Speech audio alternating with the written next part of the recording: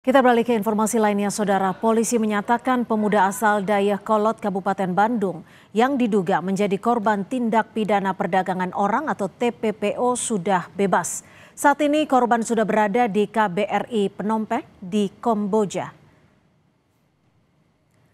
Rizky Nur Fadilah, remaja 18 tahun asal Dayakolot, Kabupaten Bandung, Jawa Barat yang menjadi korban TPPO, saat ini sudah berada di KBRI Phnom Penh. Kasat Reskrim Polresta Bandung, Kompol Lutfi Olot Gigantara bilang saat ini Rizky sudah berada dalam kondisi aman dan berada di KBRI. Polisi masih menunggu kabar terkait proses pemulangan Rizky ke tanah air.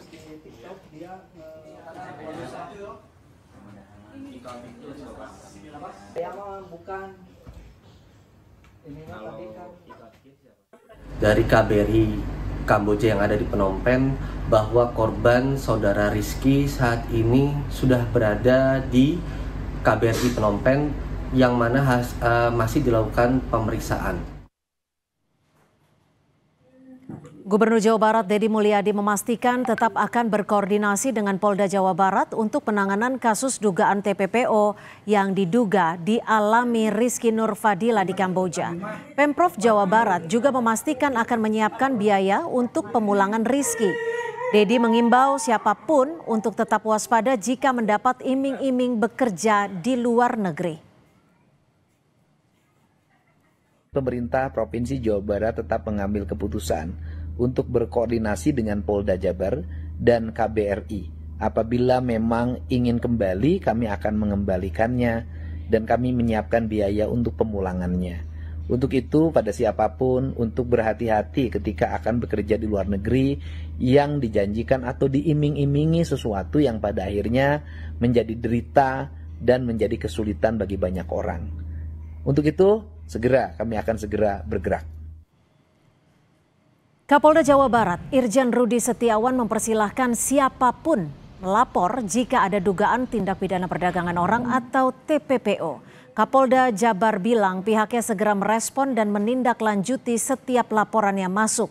Kapolda menambahkan ada sejumlah lembaga terkait yang akan membantu proses penanganan laporan atas kasus TPPO. Ada peristiwa yang merupakan tindak pidana perdagangan orang, silakan untuk mengadu ke kami, ya, nggak usah formal-formal, lisan saja. Ini cukup kami respon. Kita juga punya lembaga-lembaga lain juga pasti akan merespon semua keluhan atau dugaan adanya perdagangan. Nanti kami tindak lanjuti ya.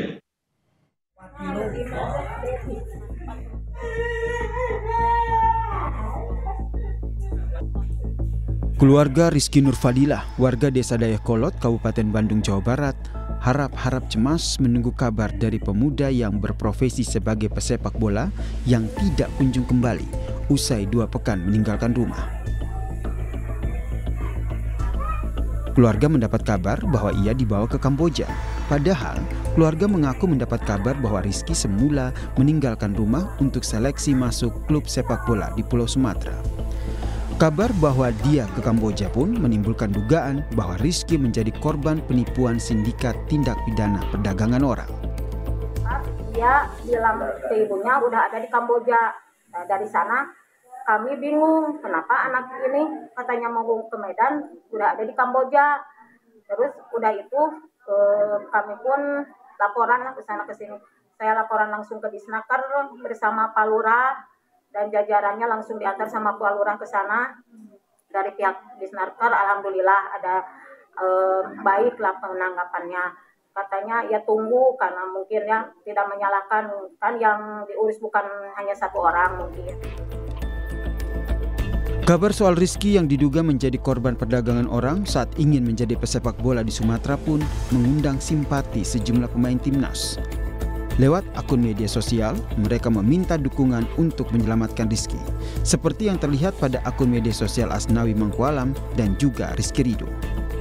Usai pemberitaan soal dugaan jadi korban TPPO di Kamboja viral, Rizky Nur Fadilah pun muncul dalam video klarifikasi yang mengatakan dia dalam kondisi baik di Kamboja dan minta dipulangkan ke tanah air.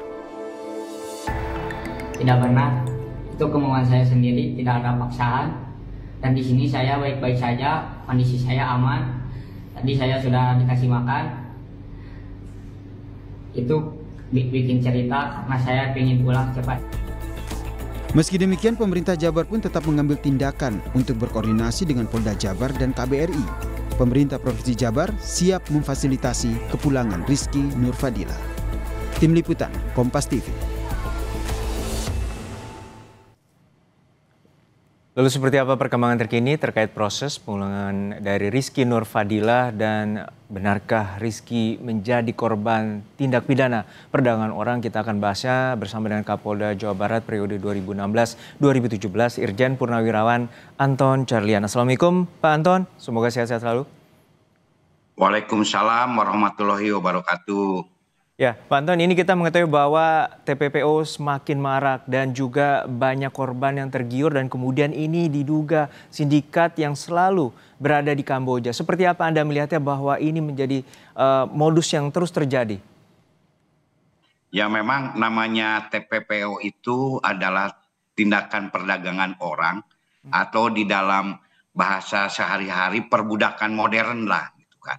Ya memang saya dulu sebagai Kasubdi Trafficking in Person atau TPPO di Mabes Polri, dan kejahatan ini merupakan extraordinary crime, yaitu kejahatan yang terorganisir. Nah, apalagi ini kejahatan internasional ya, dan serious crime. International ordinary crime itu kenapa? Karena lintas negara gitu kan. Dan memang modusnya itu pasti dengan manipulatif. Penipuan dengan cara merekrut, kemudian mengirim ke tempat pekerjaan, dan biasanya ada persinggahan juga di sini. Tadi sebelum ke Kamboja ada di Malaysia dengan iming-iming kan mau menjadikan seorang atlet gitu kan, pelatihan di Persatuan Sepak Bola Medan, tetapi kenyataannya bukan, pasti dengan gaji yang besar. Dan biasanya kalau ke luar negeri pun juga ini yang pernah terjadi beberapa waktu yang lalu, bisa dijadikan untuk penari, duta budaya, kemudian juga sebagai pengasuh keluarga. Tapi ada yang lebih sadis lagi, malah di sana itu nanti mereka ini kenyataannya dieksploitasi. Nah, inilah perbudakan modern, dipaksa, diisolasi, disekap, tidak bisa kemana-mana. Nah, ini pun juga katanya kan disekap, disuruh untuk mencari orang-orang dari RRT konglomerat yang kaya-kaya. Nah, ini tata caranya bagaimana seolah-olah menjadi seorang wanita. Nah, ini memang sering terjadi. Bahkan yang lebih hebat itu kan ada lagi, yaitu penjualan organ.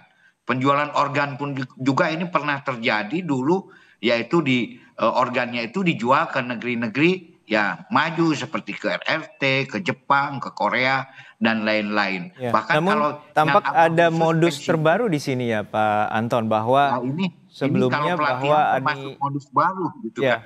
Enggak, artinya baru, gitu kan. Korban ini merupakan seorang atlet yang masih belia, usianya baru 18 tahun, dan kemudian seorang kiper yang pernah diklat di Persib Bandung, dan ini modusnya adalah mengiming-imingi bahwa korban bisa masuk dalam salah satu klub, namun kemudian dia dibawa hingga Kamboja. Dan ini merupakan salah satu kasus terbaru. Apa benar berdasarkan pengamatan Anda bahwa ini menjadi seorang atlet dan kemudian tiba-tiba harus terjerumus dalam tindakan scammer atau perdagangan orang juga? Ya betul, ini mungkin modusnya agak baru. Memang setiap saat trafficking in person ini atau TPPO ini selalu mencari modus-modus yang baru gitu kan. Dan ini salah satu modus baru yang pernah terjadi di Indonesia untuk direkrut dalam sebuah klub besar. Karena kalau yang lama-lama ya seperti tadi gitu, bahkan ada pesanan pengantin khususnya untuk daerah-daerah, mohon maaf ini di Singkawang gitu kan. Pura-pura di sini dinikahi, setelah itu dibawa ke luar negeri, setelah di luar negeri ya dipaksa untuk bekerja di tempat-tempat hiburan, bahkan bisa dieksploitasi sampai eksploitasi seksual gitu kan itu. Nah ini memang agak unik juga, memang sebuah modus baru ini, makanya ini hati-hati sekali kepada masyarakat Indonesia apabila ada modus semacam ini. Dan alhamdulillah tadi juga saya dengar bahwa untuk kepulangan akan ditanggung oleh Pemda Jabar dari Pak Gubernur KDM gitu. Jadi memang betul, dan mungkin modus-modus ini akan terus berkembang. Apa saja, tapi yang paling utama di sini begitu sampai ke tempat tujuan itu diisolasi dan dieksploitasi gitu. Terakhir Pak, untuk saat ini sebenarnya pengawasannya seperti apa dan tampaknya masuknya melalui media sosial atau dunia maya. Lalu seperti apa pengawasan yang harus diwaspadai dan tindakan oleh pemerintah untuk mencegah hal ini bisa tidak terjadi lagi?